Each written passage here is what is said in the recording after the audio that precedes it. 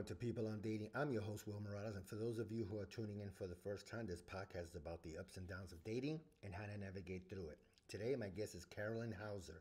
She's a German-trained naturopathic doctor, humanistic psychotherapist, and family constellations facilitator. She is the author of the award-winning book, Blossom, Your 7 Steps to Sexual Healing, and Creatrix of the Pleasure IQ and Blissful Marriage Method. Carolin is an internationally recognized speaker and teacher of the subjects of spirituality, relationships, emotional healing, and bond-based lovemaking. Sounds good. Well, Carolin, how are you? Thank you so much for being on People on Dating. And one of the questions I wanted to ask you, what was Carolin's journey to get here today? Did you know that you're going to become the Steve Jobs of Blissful Marriage Method? Did you know that? Yes and no, because now that I'm, in my 44th circle around the sun this year, I do know it. But when I was younger and when I was going through all the struggle, I didn't. My memory now that I remember was really that even before I was born, I was in heaven and God said, "Oh, we need help with people on earth. Like men and women don't get along, and who wants to help?" And my hand just raised itself, and then I was born, and I forgot about everything. I forgot that I had said yes. Went through a lot of struggle. I was born into a family where there was a lot of trauma because I'm from Europe, and my parents and my grandparents were both generations that were deeply affected by World War II. And then I was born into kind of a just that whole thing. Yeah. And ended up struggling with eating disorders very badly myself. Figured out a way to overcome it, and but still relationships were just always puzzling and seemed to be very elusive until I figured some things out. That's the short story, No, I definitely appreciate that. And today's topic is a good one, is how to bring stability and harmony to intimate relationships. Yeah. And Carolin, have you noticed maybe it's the younger generation, and we'll get obviously to your to the marriage blissful method, if I got that right. Have you noticed that couples, whether they're single or married, has a dynamic of dating and intimacy, has that disappeared, especially with the younger generation? I'm not sure who you coach and all that, because it seems that it's more of a hookup culture now, especially in the 2000s, especially where, women are in their early 20s and they're looking to be more independent, and a woman should have their own money. I'm okay with that. That doesn't even bother me as a man. Have you noticed the change? It's more of a hookup culture now, that the intimacy is gone. It's more like wham, bam, thank you, ma'am. Okay, you go your way, I go my way. Sorry for the long tangent there. Yeah. So I come from Europe, and when I grew up, there was like, where I don't know if it's like that now, but just when I grew up, there was no dating. There wasn't a concept of dating. You would just like somebody and you would kind of like be together. Like there wasn't this culture of like, oh, I'll try this person and this person. So part of it might be a cultural thing, right? Yeah. But generally, I think because sexual gratification is so readily available to all of us, and the media uses it for advertising, and because of the way that we're wired, and sex being something that's connected to the survival of the species, it's very easy to get trapped in an addiction cycle that we don't even know about. That's my response to your question, because part of what I've discovered and what I'm super passionate about educating people is what happens in our brains when we engage in certain types of sex, and also how that's connected to us not being able to have long-lasting, stable relationships with, I believe that's, for most of us, that's what we truly want. And for most of us, it seems to be very elusive, and it is directly connected to the sex and the hooking up and that kind of stuff. Have you noticed maybe, have both sexes, have their standards gone way above the normal? Women are looking for a certain type of guy, and a man is looking for a certain type of woman that has less sexual partners. That's simple. It seems like the typical male standard. They don't want a woman to have, as the new term that I've been hearing the last year and a half, body count. And a woman. So yeah, so you get what I'm talking about. Yeah, that's definitely here in America, that's for sure. And in certain parts of the country, that's the phrase you hear. And women are asking for a man to make six figures, be a certain type of height, have status. Have the standards just gone way too high for both sexes? I think because on a deep level, we're not getting the love and the satisfaction that we truly desire and want. That's why we keep looking for more and more of these superficial things, right? I do believe that underneath it all is a craving for deep connection and love. And since that's more and more elusive, then we go for these replacements, in a sense, I love the term that you said, the replacements, because that's what it seems like it is. Yeah. If that guy or that woman is not satisfying my needs at the beginning, okay, they're out. I'm on to the next person. And it's such a different, like you said, I think maybe it is cultural differences, because when I was growing up, when I was in my 20s and 30s, it was courtship. You went out a few times, you talked on the phone. Now it's so impersonal with texting and DMing and all that. Is it possible that we could bring back the intimacy and I hope so. Yeah, so talk about that, because it seems like that's being lost in the generation that's here now. The young, the millennials and all that. It's more like I'm coming in and out, and I want my independence. Yeah. And a lot has to do with our brain chemistry and dopamine. So dopamine is a highly addictive substance, and it gets triggered through a bunch of things, including anticipation, including novelty. And for your brain to feel any kind of excitement, or for you to feel any kind of excitement or sense of happiness, you need more and more extreme to stay happy. It's a drug. It's like taking cocaine or heroin. We don't look at it this way. There is more and more people talking about it, and there's some very good books on. One of them is called Dopamine Nation, I think, that just came out. So as a notion, our brains are very much addicted to the quick fix and fast. Instant gratification, basically, which will leave us empty, though, because it's really just a quick fix and not the real thing. So, and part of it has to do how we treat our sex life. And I did not know this. I had very turbulent and very turbulent and volatile love life. And it just seemed, it was heartbreaking, because I would be so in love with somebody, or we would be so in love, and then within like a few weeks or a year, it would just totally shift, and it would never make sense to me why I could feel, one way about the same person. They haven't changed necessarily, and then a few weeks later, there's nothing. Like, where did the feelings go? And about 7 years ago, I was in my second marriage and just struggling. A friend of mine gave me a book, and I was desperate enough to read it, because the book had to do with sex and making love in a different way. And at that point, I was already helping people with healing sexual trauma, and I was very much a proponent of having orgasms and having lots of sex and all of that. And what that book proposed was very, very different, and it took a while for me to actually be able to hear it and listen to it. But the woman who wrote the book, her story was very similar to mine, where relationships would start out great and then they would deteriorate, and she just would not believe that that's just so. And she dedicated 16 years of her life researching why this happens to humans and what we can do to avoid it, and basically found out that we have two programs for lovemaking. They're both connected to survival, so deep embedded programs in our subconscious. One is connected to the survival of the species. So that's the program that will drive us to hook up with a lot of different people, to make lots of different babies with different people, subconsciously, obviously, not consciously. Okay. And then the other program has to do with our brain rewarding us for bonding. Because as a species, if we don't bond to our babies, and if the babies don't bond to us, we don't survive. Like, as a baby, if we're just left on our own and don't have somebody that cares for us and deeply emotionally connects to us, we're like lost.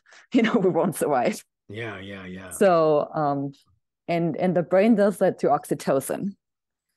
So essentially, the way that I look at it is like our nation is very much trapped in this dopamine, high and low and never getting enough kind of feeling, because with dopamine, you'll always feel dissatisfied because you always need more and the next better thing. And if anybody's ever want a bicycle or a watch or something, you're like so looking forward, and the moment you get it, it's like, you're bored with it. That's part of what the dopamine does. And so with the oxytocin, we can learn to retrain our brain and make love in a different way, where we actually start feeling super attracted and super connected over long periods of time, essentially, Wow. It's funny. I remember I did a podcast, I think it was last summer, about that sometimes women get bored in a relationship and then they seek something else outside. Yeah. And you said that, tell me if hopefully I didn't even see you. Is it that we need to rev up our sex life in terms of something different that we bring to the bedroom, or whether we make love in the kitchen, living room? Do we change our That's what people think. That's what people think, but then you just stay stuck in the dopamine. That's what you would do to get more dopamine, Okay, sure. Like if we're staying stuck in the dopamine paradigm, addicted to the sugar, let's say, then maybe you would find like dark chocolate that's better, or cane sugar that's better, but it's still sugar, right? And not good for you. Or refined sugar. What I'm saying is there's a way to get your sweetness from something completely different that's actually good for you. And so, okay. and because you it's almost like, we're teaching the brain to get sweets from fruits. And in the beginning, if you're used to white sugar, you will not want to eat an apple because, it's not that sweet, and it doesn't give you the same feeling, because it doesn't trigger the same things in your brain. But over time, if you learn to eat apples instead of muffins or chocolate, you are going to start feeling better, and you're going to start just feeling stable and harmonious with each other, in a sense, when you teach your brain to transition off the dopamine into the oxytocin. And the oxytocin is the bonding hormone. Oxytocin also makes us feel young. It makes us feel happy. There's studies that prove that people that have bonded relationship, whether it's with their pets or people. Oops. Yeah, I'm here. Okay, something just happened. Sorry. Okay. No, you're good. Something popped up on my screen. That when you have something that you can bond to, you live 10 years longer. It just relaxes our nervous system and all of that. So to me, the key to us having stable, long-lasting relationships is really learning to make love in a different way. Okay. Okay, now I definitely get it. All right. So can you give us an example of making love in a different way? Like what is it that maybe we could do differently that we haven't done before, or maybe take it to another level that we haven't done before? We're talking with Carolin Hauser, and today's topic is a good one: is how to bring back stability and harmony to intimate relationships. So go ahead, Carolin. Teach us the ways to get back as they say, get sexy back. Yeah. So the official term is called Bonding Based Lovemaking, or Creatrix. And it is a different way of making love altogether. And when people hear that, they're like, well, is it just cuddling? No, it's not just cuddling. It is intercourse, but you just learn to make love in a much slower way, and in a way where it doesn't end, in a sense. So it's not like you get close and you stop, you get close and you stop. That's not what it is. It is literally learning to make love in a very relaxed and a very opposite to what you normally do. Right. And it takes a little while. It takes, but not that long, because we have a program for it, and the body will start liking it. And the interesting thing is, this, even with couples that have been together for a long time and where intimacy has gone out the window, or where men think that they have ED, or where women think that they have, dry vagina, no libido, no sex drive, menopause, all that medical stuff. Yeah. When they teach their brains to go over to this oxytocin program, their bodies start functioning perfectly again, like without any drugs, without anything, just by helping the body to function a different chemical cocktail, basically. Wow. Okay. Yeah. It seems like it all comes down to the mind, like the mindset, how we feel about ourselves, how we feel about the other person. So that's great. Mm-hmm. I like that. Mm-hmm. So you were calling it, and tell me if I mispronounced the statement. Bonding lovemaking. What was that? Bonding based. Bonding based. Bonding based lovemaking, Mm-hmm. Bonding and based or Carezza. right, and it's a slower way to make love. You're taking your time, you're feeling each other, you're Yeah. touching each other, and so you instead of and I'm just an example, a 30-minute session, we can make it 45 minutes or an hour, and Yeah. you're just getting to know each other more and more because you're constantly, I guess, touching each other and just And it's more like about the connection really and the energy, yeah, like learning to, send each other energy. Part of it is also the intention. yeah, Normally when we have sex, it's usually, oh, I want to get something from you. yeah, And with Carezza, it's very much like, how can I give love to you? How can I love you? What can I do to make you feel good? So the intention is really different, and that's the energy is different, and our nervous system can sense that, and therefore will relax and make it feel better. And then it's also a practice. So because our nervous system and our body, is like a plant, and it really needs this energy or functions best when we have this energy a lot, just like your body needs food every day. It's really a practice that you do every day. So this is how I sell guys on this. It's like in the bonding based lovemaking paradigm, you make love every day or at least every other day, to keep the energy flowing. yeah. Guys are like that part. Yeah, Yeah. definitely. And then the women like the connecting part, the like Yeah. going slower and really focusing on the connection. And then when they get the hang of it, I have couples where women were thinking that they're not the touchy-feely type, and they're just touch is not their love language, and they'd be happy just having sex one time a month and so forth. Yeah. And then when they start transitioning now, if it doesn't happen every other day, they'll be the ones saying, hey, we haven't made love in a day. Like, what's, it's like a total 180 for themselves, even. Like, they Yeah. can't believe themselves, the difference. Oh yeah, I mean, again, if a man hears that from his woman, he's like, "What? Okay, let's get going." So I love that. So once you get back the connection, now is it hard to get back to that connection? After a while, let's say, is there a time period where the lovemaking stops? And now it goes to, like I said, let's go once a week, once every other week, to now maybe every other day.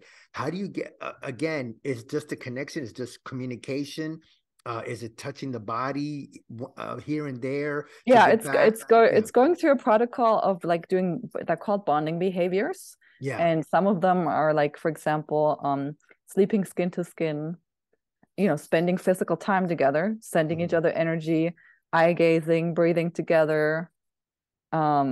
Yeah, and there's just for couples that haven't been physically intimate at all, they'll start with just maybe hugging for 5 minutes or a day, longer than they're used to, but building on it every day a little more, and very quickly our bodies respond to this, because this is what we were programmed as babies. We were programmed to like cuddle and be loved, and ultimately our bodies just go like, oh yeah, give me more, this is what I really want. Yeah, I think everybody wants that. No, I definitely agree. Yeah. First of all, Carolyn, I want to thank you so much for being on People on Dating. My God, I definitely learned a lot. And before I let you go, just a couple more things. Talk about your book. Yes, so my book is called Blissful, and it's a book on sexual trauma healing, which is really, for a lot of us, part of why we are stuck in our ways, and also part of why we're so confused about sex is because a lot of us have experienced trauma, and even if as a man you haven't experienced it, your mom has, your sister has, a friend has, and so there's this whole culture of being very aware of it, and also being very just insecure about sex and how to proceed, and I feel really like part of my purpose is to just bring healing to it, and make it healthy, and because it is a big part of an adult person's life, and when you can have it healed and in a healthy way, to me it's heaven on earth, so yeah, no, I definitely understand. And talk about your blissful marriage method. Yeah, so blissful marriage method is really we have a 4-month program that we take couples to help them bring intimacy back. And we do work on these deeper emotional wounds. You know, if somebody has experienced trauma and that's why they might be having trouble connecting and being intimate, or if there's been stuff in their relationship that's made it so that the trust has gone out the window, like we help them overcome the emotional issues, but we also really help them and coach them. It's almost like, a training program for training your brain and your bodies to start communicating with each other so that you can have intimacy and a healthy relationship for the rest of your life, really, once you learn this. No, that sounds good. And if somebody want to get in contact with you, what's the best way? Best way is my website. It's carolinhauser.com. And then the same on YouTube and Facebook. All right, I'll definitely put that on the show notes. Well, Carolin, first of all, thank you so much for taking time out of your busy schedule to talk to people on dating. I really, really appreciate it. Thank you so much for having me. Yep.